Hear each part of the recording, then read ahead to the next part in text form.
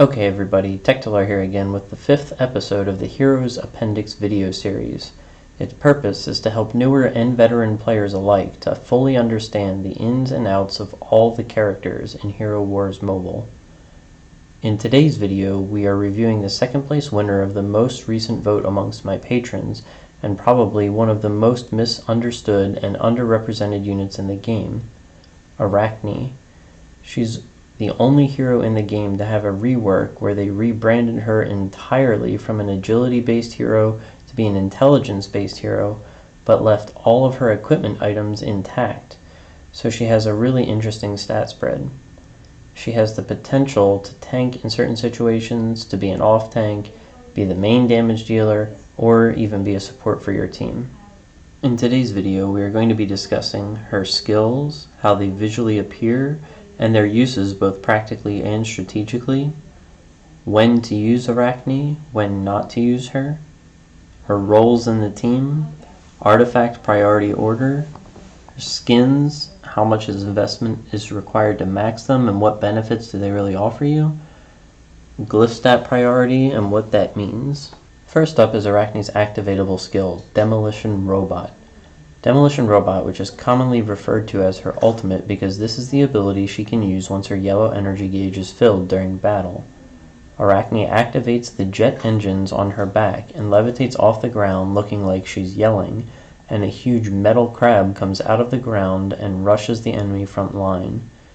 Interestingly, this is the only stun effect I've seen that doesn't have a graphic with stars circling the heads of the targets, but they still remain actionless for the 5 seconds nonetheless. The damage ratio for this skill is minuscule with a measly 20% magic attack ratio, which is one of the lowest in the game, which means any boost to her magic attack, either from artifact weapons or even Nebula, will basically not be worth considering as the central build for your strategy.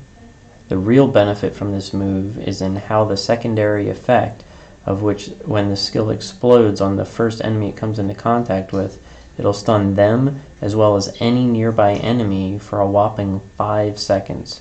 Most stuns in this game are 1 to 2 seconds in length, so having a 5-second stun is extraordinarily useful.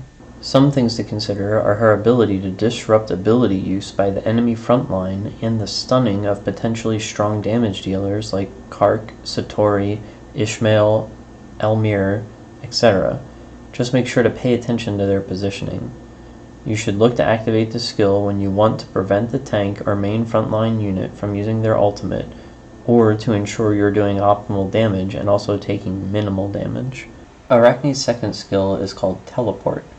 Arachne will use her lower thrusters to levitate high into the air and dematerialize, reappear above the head of the enemy with the lowest health, striking them with her claws, and then teleporting back to where she was. This skill has a 1-to-1 magic attack ratio, which means it's a 100% magic attack ratio, which is unexpectedly high for an execute skill on a damage dealing unit. This means her teleport buffed with Nebula's Violet skill or any artifact buff is especially deadly. An interesting note is the teleport can dodge incoming enemy attacks as well as ally buffs, which can lead to some unexpected and completely unintended results. You can completely avoid all damage from enemy ultimates as well as secondary effects like stuns, as well as dodge attacks like Nebula's Violet ability, which means that Nebula will ultimately end up buffing herself, which empowers her Violet skill even more on the hero that's directly behind Nebula versus Arachne, who would be in front of her. So the buff that Nebula grants the hero behind her is almost doubled, which means without interruption you could have a hero like Orion firing off missiles that hit for over 100,000 damage each. The interesting thing about this dodge of Nebula's ability is it only happens based on your team's positioning, so try messing around with different tanks to see who will make Arachne dodge the Nebula buff.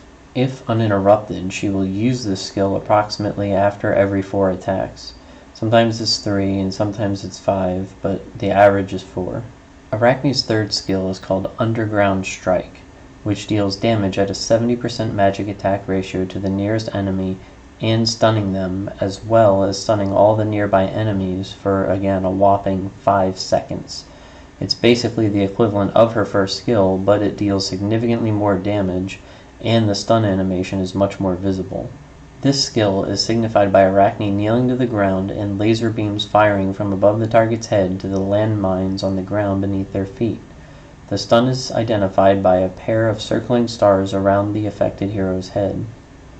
The damage potential for this skill is also high, and Arachne has 2 magic attack skins, so despite not having any equipment pieces for magic, she still exceeds 70,000 magic attack when maxed. So, this skill can get in excess of 50,000 damage even when unaided by her allies. Arachne's passive skill is called Neurotoxin, and basically this skill is inflicted as pure damage, which means it is unable to be mitigated by armor or magic defense. And although it has a minuscule 5% damage ratio, it is applied after she deals any damage. It deals damage over time to continue helping her survival, partnered with her vampirism. Let's take a deeper look now and see when you should be using Arachne. The first time I can think of is as an off-tank or a support. Keeping her close to the front line almost guarantees she will be taking physical damage and be able to take the damage and use her first skill quite often. Getting a hero with an armor buff who can heal herself and stun very frequently is a lot more annoying to deal with than it sounds. The second time to consider using Arachne is with Orion. Primarily, this is something that you want to consider that you want a hero that has a magic penetration artifact weapon buff. Orion's is up 100% of the time, so he's kind of like the default go-to here. So while she does deal a ton of damage, she personally only has 3,300 magic penetration, which isn't going to scratch most heroes. Faceless alone on the enemy team can all but negate her magic penetration, but with Orion's 100% uptime, he becomes an ideal teammate for her, and the two of them shower the enemy with their magic damage. Another time to consider using Arachne is if the enemy team has low health, high damage dealers as the focus of their team. For example, Kiera. Arachne's teleport will always target her, assuming she's the lowest health on the enemy team, but in most teams that she's on, she is the lowest health. And with Nebula's buff, she would be able to kill Kiera in one hit when they're both fully maxed out.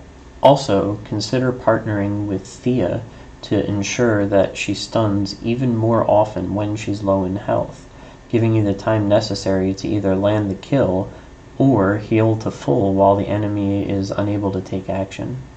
Now, looking at the times that you should be avoiding Arachne in your team. Number 1 is if you don't have sufficient magic penetration, but you're trying to use her as a damage dealer. It's just not going to work out. She's not going to do hardly any damage if you don't have the artifact weapon buffs to grant her the magic penetration she needs to get those kills.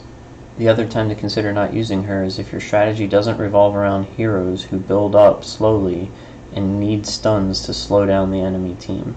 Now we'll briefly discuss her roles in the team.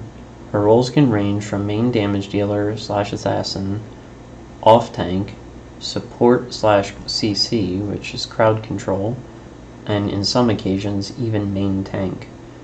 Arachne is a great unit with a lot of potential that unfortunately relies heavily on not only her allies, but also her opponents to be extremely effective. In the right situations, though, she is difficult to deal with and can be quite annoying when you face her. If you don't bring the right units to expose her weaknesses, which are based on her team, you could find yourself scratching your head wondering why you just lost. Next we'll discuss artifact priority, which means which artifact is the most important to level up first. Since Arachne's armor isn't that high, and she's oftentimes relatively close to the front of your team, coupled with how good it is as a support tool to have, the top priority for her artifacts is her weapon. I can't overstate it enough. The weapon being its 6th star, meaning the absolute star, is extremely important. Second up is the artifact book, which will grant her health as well as magic attack. Total, she gets about 54,000 health and 10,000 magic attack. This makes up for about 20% of her total health and 14% of her total magic attack. Last, but certainly not least, is her ring, which is 17% of her total magic attack, and while that's nothing to sneeze at, it offers the lowest overall benefit for the 3 artifacts. In this segment, we'll be discussing her skins, which are easy to obtain, as 3 out of 3 of them are available to purchase using a skin certificate in the shop. The top priority skin is her romantic and mechanical skins, which both offer 10,650 magic attack and collectively are 30% of her total magic attack. The third in priority is her default skin, which offers her not only magic attack, but critical hit resistance, so she's less likely to be critically hit. The fourth in priority is her armor skin. This skin has a lot of uses for when you want her to be your off tank and the armor buffs for your team are active. She becomes very difficult to kill because of her vampirism. In our final segment, we will now be discussing glyph stat priority. So what that means is, of all the stats your hero can get, which ones are the most important for you to upgrade first to yield the best results. The first up is magic penetration, which gives 3,360 magic penetration. The glyph is her only source of magic penetration in the entire game, and it manages her damage as well as her survivability through vampirism, so it's definitely recommended to max this first. The second glyph up is health. It gives 30,800 health, and since she's in harm's way often, keeping her alive as long as possible is the next best thing. The third glyph to choose is her intelligence. She gains 560 intelligence, which grants 560 magic defense, 560 physical attack, and 1,680 magic attack, as well as some critical hit resistance.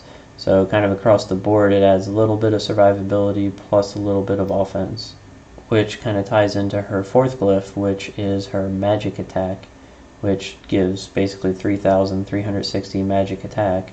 This helps her offense as well as her survivability due to her vampirism. The fifth and final glyph to choose is her armor, which adds 3,360 armor. There's not much to say beyond that. It will help her to mitigate damage from heroes who don't have armor penetration, as well as offer a great buffer for when her artifact weapon is active. Okay everybody, hopefully you found this video informative and you liked the way I presented the information to you. If you do, please like, follow, and subscribe to my channel. Another thing to consider is recommending my content to your friends as well if you know they yearn for knowledge of the game. Since these videos are private, word of mouth is how they will get spread. Also, for a large and active Hero Wars mobile community, join my Facebook group called Hero Wars Mobile Community, The GOAT. The link will be in the video description. Thanks for watching.